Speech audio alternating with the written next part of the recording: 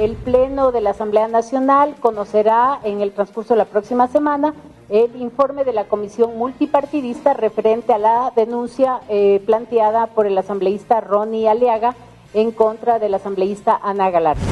Hoy entregamos al pueblo ecuatoriano este proyecto de ley para evitar de una vez por todas de que esto ocurra. Conformar este equipo técnico jurídico que apoye el proceso de reforma, además de todos los equipos técnicos que ya están disponibles. Televisión Legislativa presenta TVL Noticias Dominical con Tatiana Sonel-Hosmer. Domingo 3 de febrero de 2019. Sean todos bienvenidos a la emisión dominical de TVL Noticias. Como siempre, les recuerdo que nos puede seguir a través del canal 42 en Quito y también por nuestro sitio web tvl.asambleanacional.gov.es. Además, por todo el Ecuador a través de la radio de la Asamblea Nacional. Iniciamos con el resumen de noticias de esta semana. Asamblea en pleno.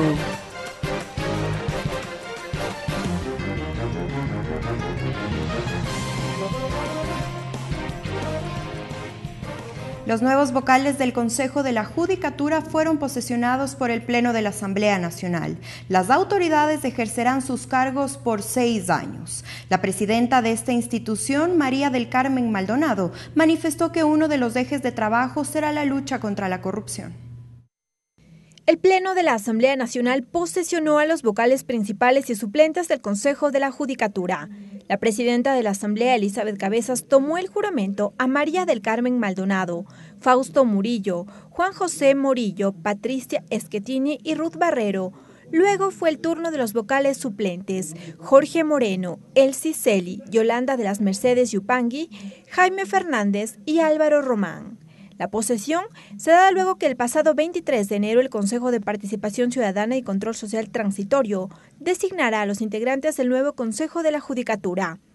María del Carmen Maldonado, presidenta del Consejo de la Judicatura, manifestó que uno de los principales ejes de su trabajo será la lucha contra la corrupción. Seremos implacables con los jueces y servidores judiciales corruptos, pero asimismo reconoceremos y valoraremos aquellos servidores judiciales honestos. Los hechos violentos registrados en los últimos meses en contra de niños y mujeres será otro de los aspectos en el que trabajará el nuevo Consejo. Mi compromiso con la ciudadanía es fortalecer los mecanismos para investigación y sanción para que nunca más estos hechos se vuelvan a repetir.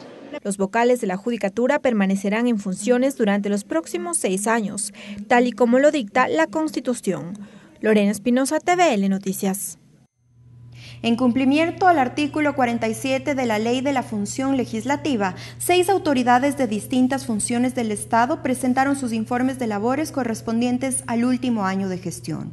Los legisladores escucharon a Julio César Trujillo, presidente de la Función de Transparencia y presidente además del Consejo de Participación Ciudadana y Control Social, al presidente del Consejo de la Judicatura encargado, Marcelo Merlo Jaramillo, al defensor del pueblo, Ángel Benigno Torres, a la fiscal general del Estado encargada, Ruth Palacios, a la presidenta del Consejo Nacional Electoral, Diana Tamaint, y al presidente del Tribunal Contencioso Electoral, Joaquín Viteri. Las autoridades informaron acerca de las actividades desarrolladas a la fecha desde sus ámbitos de acción, presupuestos ejecutados y las metas y compromisos aún por cumplir. Con el voto favorable de 69 asambleístas, el Pleno de la Asamblea Nacional acogió la decisión del presidente de la República, Lenín Moreno, de considerar a Juan Guaidó como presidente interino de Venezuela. La resolución aprobada por la asambleísta respalda a la Asamblea Nacional de Venezuela, órgano electo por el pueblo venezolano tras las elecciones celebradas el 6 de diciembre de 2015, así como a sus instancias y autoridades legalmente designadas. A través del documento, el Parlamento ecuatoriano también se solidariza con el pueblo venezolano por las víctimas de la represión en las masivas movilizaciones en contra del régimen de Nicolás Maduro y respalda el pronunciamiento del presidente de la República de Ecuador, el licenciado Lenín Moreno, en el que reconoce al presidente de la Asamblea Nacional de Venezuela, al ingeniero Juan Gerardo Guaidó, como presidente interino de la República Bolivariana de Venezuela.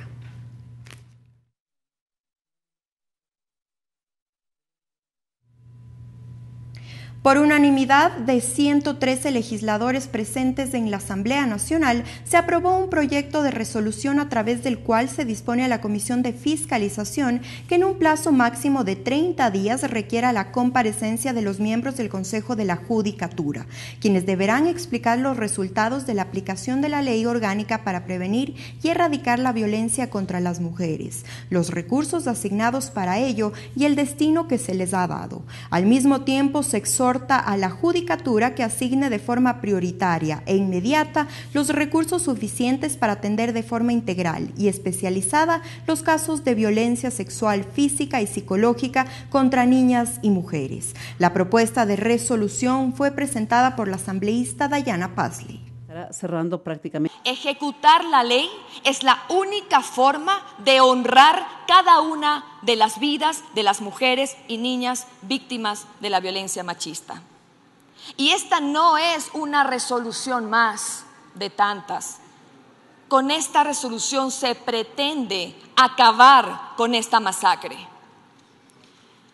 Y es vital, literalmente vital, que se cumpla con el artículo 75 de la Constitución, que dice: toda persona tiene derecho al acceso gratuito a la justicia y a la tutela efectiva, imparcial y expedita de sus derechos e intereses, con sujeción a los principios de inmediación y celeridad. En ningún caso quedará en indefensión.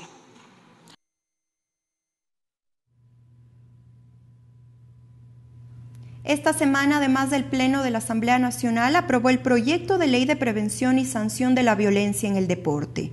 La propuesta incorpora el cumplimiento de garantías de seguridad para que el público pueda disfrutar de espectáculos deportivos. Con el aporte de asambleístas de distintas bancadas se desarrolló el segundo y definitivo debate del proyecto de ley de prevención y sanción en el deporte. El asambleísta Jorge Corozo calificó como positivo el trabajo del proponente de la iniciativa, Carlos Vera, y de los integrantes de la Comisión de Salud, donde fue tramitado este proyecto. Hoy entregamos al pueblo ecuatoriano este proyecto de ley para evitar de una vez por todas de que esto ocurra. Propuestas también surgieron. El asambleísta Luis Molina se dirigió a las barras y dijo que deben ser consideradas como un ente proactivo en los eventos deportivos. Además, que debe prohibirse el consumo de bebidas alcohólicas dentro de estos escenarios. Esto es fundamental. Esto es fundamental, que exista una prohibición para que los eventos deportivos puedan llevarse a cabo dentro del marco del respeto y de la cultura de paz. Por su parte, la asambleísta María José Carrión apuntó a la educación y mencionó que es fundamental que los centros educativos incorporen en las cátedras de educación física y de deportes educación sobre prevención. Es importantísimo que se dé énfasis a los ámbitos educativos. Desde muy niños a todos nos tocó los espacios deportivos en la escuela, en el colegio, ámbitos deportivos. El proyecto de ley estipula que quienes incurren en actos violentos paguen una multa de hasta el 25% del salario básico. El asambleísta Patricio Donoso cree que deberían pagar hasta 3 salarios básicos mínimos. César Ron apoyó esta moción. Te propongo que sean 3 salarios mínimos unificados como sanción.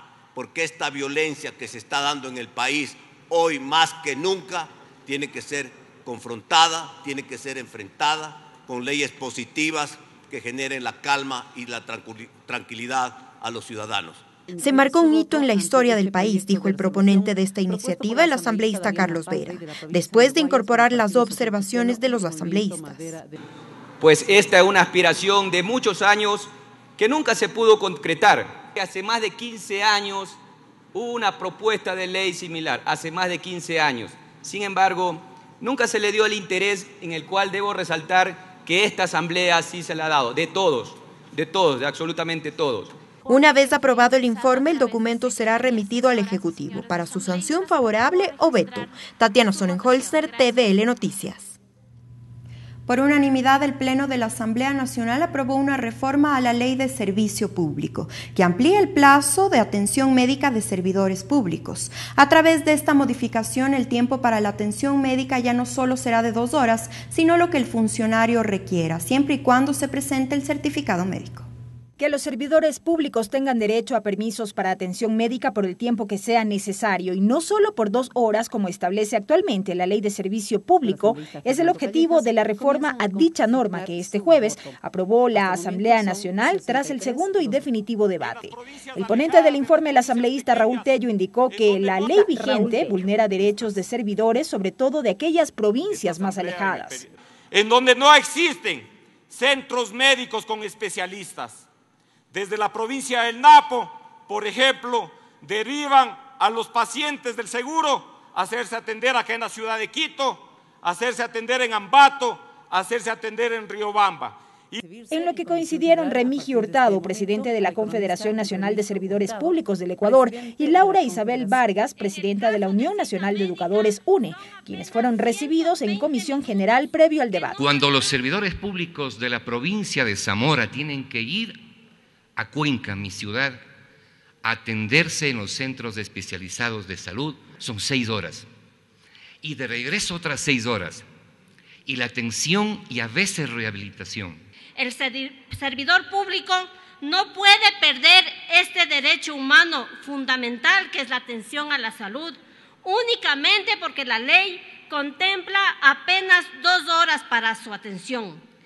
Remigio Hurtado planteó además que el tiempo de permiso para atención médica no sea descontado de las vacaciones de los funcionarios, propuesta que fue respaldada por la asambleísta Liliana Durán y acogida en el informe final.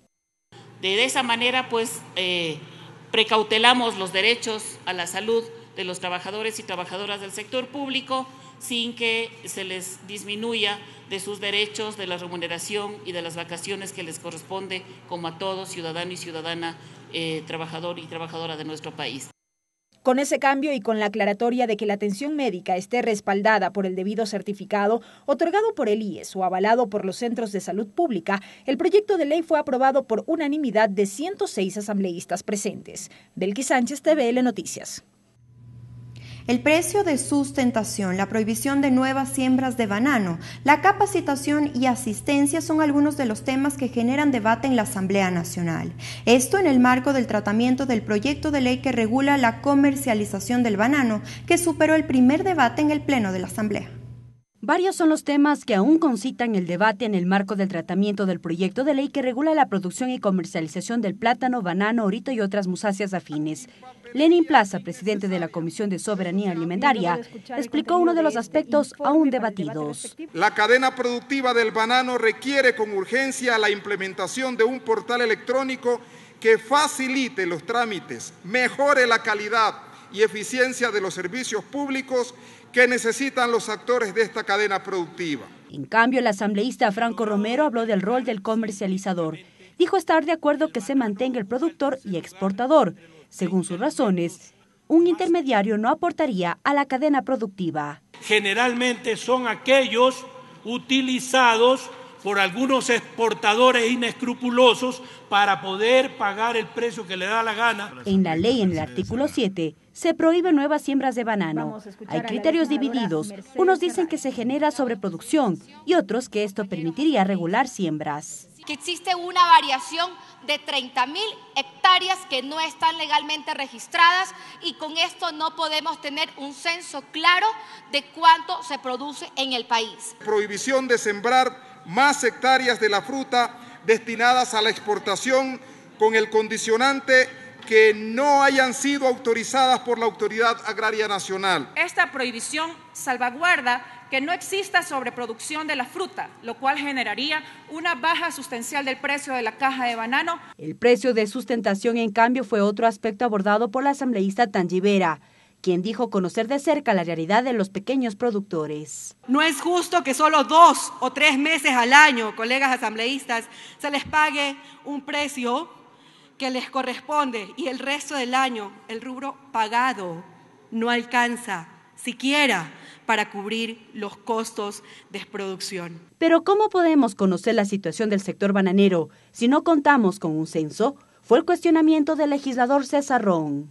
Es un censo agropecuario bananero para saber exactamente de qué estamos hablando, cuántas hectáreas realmente están en producción. En concordancia a la normativa aún en tratamiento, el Ministerio de Agricultura para este 2019 firmó el Acuerdo Ministerial 135 para que se respete el precio oficial del banano de $6.30, que equivale a un aumento de 10 centavos más en comparación al 2018. Mariela Logroño, TVL Noticias. Bien, es momento de una pausa, pero al volver más noticias. Regresamos con TVL Noticias Dominical luego de la siguiente pausa promocional.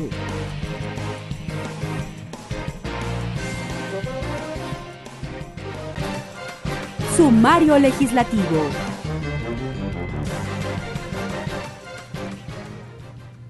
Gracias por su sintonía. Continuamos con la información. La próxima semana, el Pleno de la Asamblea Nacional conocerá los informes sobre la investigación de la comisión multipartidista que investigó a la asambleísta Ana Galarza. Así lo anunció la presidenta del Parlamento, posterior a una reunión que mantuvo con el Consejo de Administración Legislativa. El Consejo de Administración Legislativa resolvió que el Pleno de la Asamblea Nacional conozca los informes de la comisión multipartidista que investigó a la asambleísta Ana Galarza. El Pleno de la Asamblea Nacional conocerá en el transcurso de la próxima semana el informe de la comisión multipartidista referente a la denuncia planteada por el asambleísta Ronnie Aliaga en contra de la asambleísta Ana Galarza. La presidenta del Legislativo, Elizabeth Cabezas, explicó cuál sería el proceso, pues hay 2 informes enviados por la comisión multipartidista, uno de mayoría y uno de minoría, que sugieren al Pleno distintas resoluciones en cuanto al destino de la asambleísta Galarza. El Pleno debe conocer, en este caso, en primera instancia, será el informe de la mayoría y será votado él mismo, y en caso de que así procediera, podría ser votado el informe también que fue emitido por la minoría.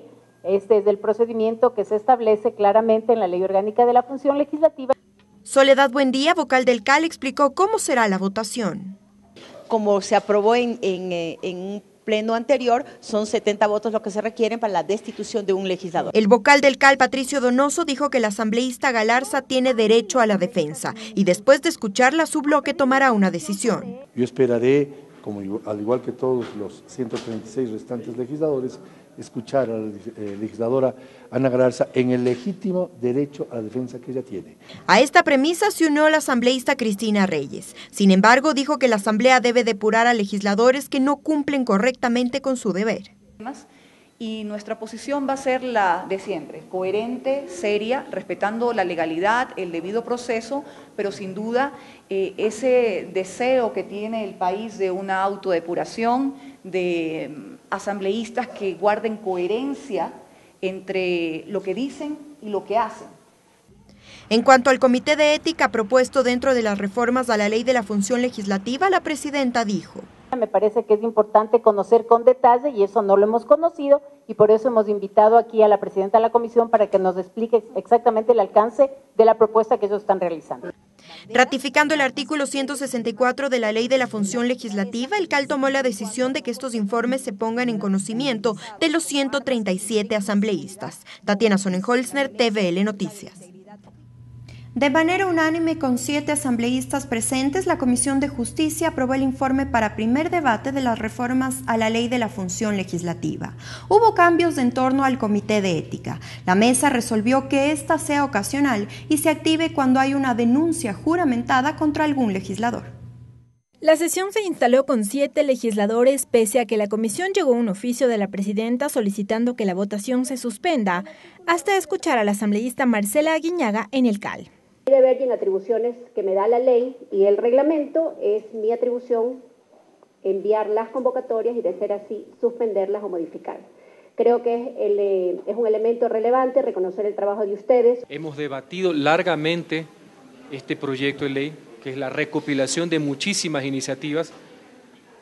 Creemos que es importante, se fortalece el control político y la fiscalización. El tema que concitó el debate en sesiones anteriores fue la creación y potestad del Comité de Ética Parlamentaria. Sin embargo, previo a la votación, hubo cambios para que este sea ocasional y se encargue de casos de destitución y el CAL de los temas administrativos. Se activa el momento en que sí existe una denuncia juramentada, porque en los informes anteriores decían que puede activarse de oficio. Debe existir una denuncia juramentada y además se agregó que sea con el respaldo del 10% de firmas de los legisladores. Con una integración de 5 parlamentarios, también se habla de que esté integrada o sea presidente por una minoría, esa es parte de la propuesta, tendrá que ser parte del debate, de manera que se generen pesos y contrapesos entre las fuerzas políticas al interior del Pleno de la Asamblea Nacional. El asambleísta Eliseo Azuero discrepa con la decisión, pues él presentó un proyecto para que el Comité de Ética sea permanente. A su juicio, hay mucho que investigar en la Asamblea. Porque no solo son los casos de diezmos, hay utilización indebida del poder y hay algunos otros factores que nos obligan, como es en el caso de la Comisión de Fiscalización, a mantener una comisión permanente que haga posible que la imagen de la Asamblea mejore. Ahora el documento deberá ser remitido a la Presidencia para que en lo posterior lo incluya en el orden del día de una sesión plenaria. Lorena Espinosa, TVL Noticias. En el marco del ciclo de las comparecencias, las autoridades involucradas en el femicidio ocurrido en Ibarra, la Comisión de Relaciones Internacionales recibió al comandante Jimmy Acosta, quien explicó que la policía no estaba preparada para atender estos casos y que hay uniformados que no disparan hace más de 6 años.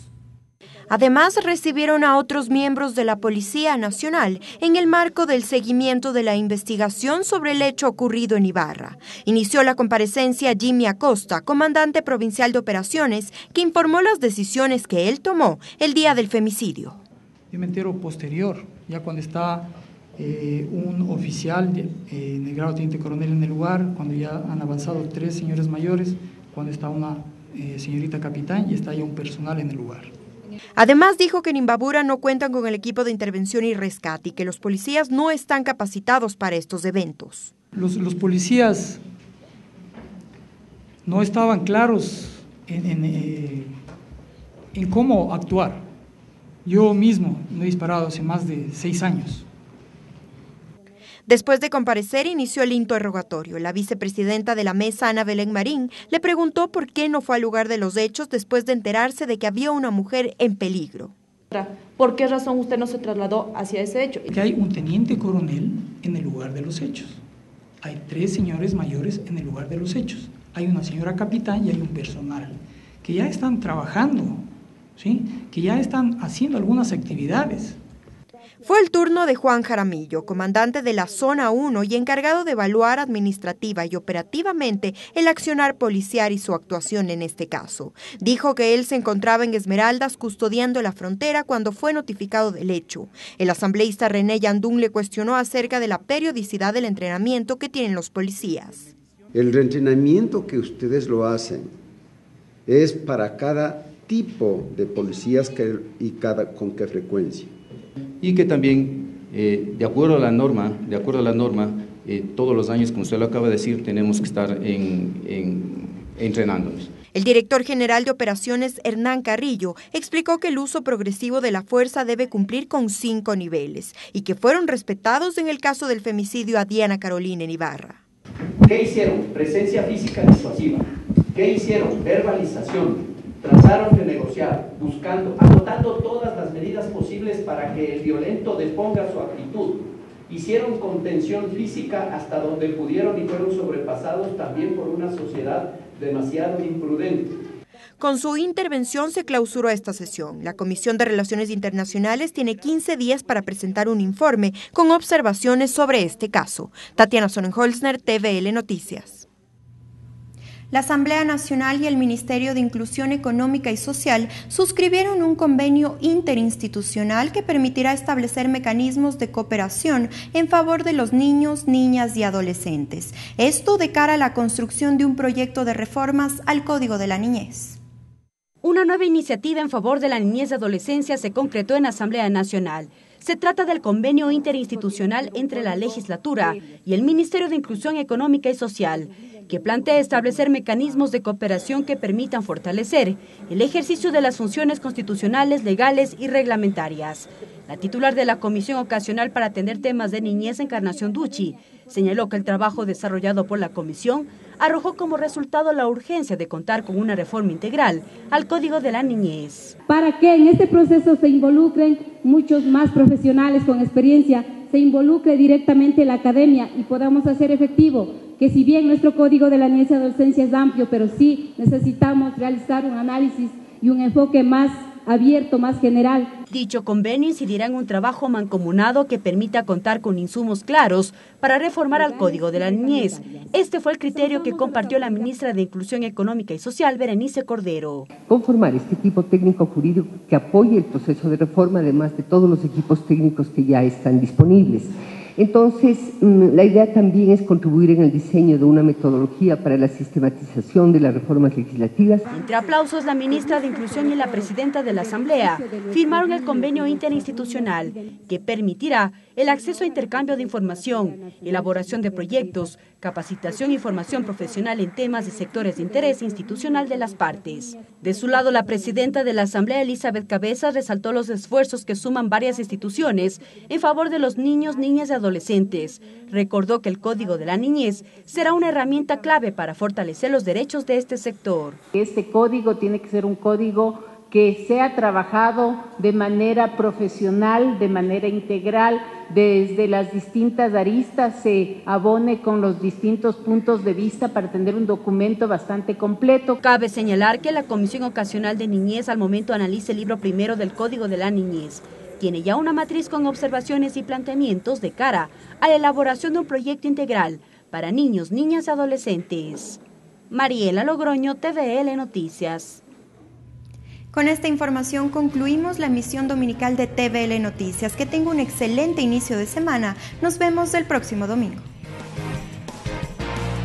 Televisión Legislativa presentó TVL Noticias Dominical.